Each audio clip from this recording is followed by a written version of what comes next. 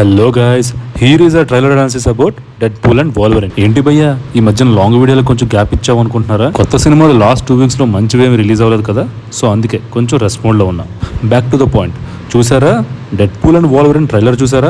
ఏమనిపించింది? నేనైతే ఈ కాంబో కోసం సూపర్ ఎక్సైటెడ్ గా ఉన్నాను. ట్రైలర్ చూసాక బ్రేక్ డౌన్ పాయింట్స్ అని చెప్పేసి అన్ని మెన్షన్ చేద్దాం అనుకున్నాను, బట్ షార్ట్ వీడియోలో అలా కుదరదు కాబట్టి కొన్ని బ్రేక్ డౌన్ పాయింట్స్ మెన్షన్ చేస్తా. But full break down video కావాలనుకుంటే కింద కామెంట్స్ లో మెన్షన్ చేయండి, ఫుల్ బ్రేక్ డౌన్ వీడియో చేస్తా. సో ట్రైలర్ చూసిన తర్వాత నాకేమనిపించిందంటే, ట్రైలర్ లో ఎక్స్ప్లోర్ చేసిన ఎక్స్మెన్ వోల్వరిన్ ఏదైతే ఉందో ఇది డిఫరెంట్ వేరియంట్ ఏమో అనిపిస్తుంది. బికాస్ మీరు ఎక్స్మెన్ ప్రీవియస్ సిరీస్ చూసుకుంటే అది టోటల్ డిఫరెంట్ గా ఉంటుంది. అండ్ ట్రైలర్ లో మీరు చూసుకున్నట్టయితే ఈ వోల్వరిన్ వల్లే తన యూనివర్స్ అంతా డిస్ట్రాయ్ అయిందని చెప్తారు. So there is a quiet possibility he's from different dimension. And నాకు తెలిసినంత వరకు తన డైమెన్షన్ లో తన కళ్ళ ముందే యూనివర్స్ డిస్ట్రాయ్ అయిపోతున్నా సరే ఏం చేయలేని పరిస్థితి అయ్యి ఉంటుంది. అందుకే తనకి స్టార్టింగ్ సీన్ లో బార్ లో కూడా రెస్పెక్ట్ ఇవ్వరు. దీంతో పాటు Cassandra Nova character, doctor Strange portal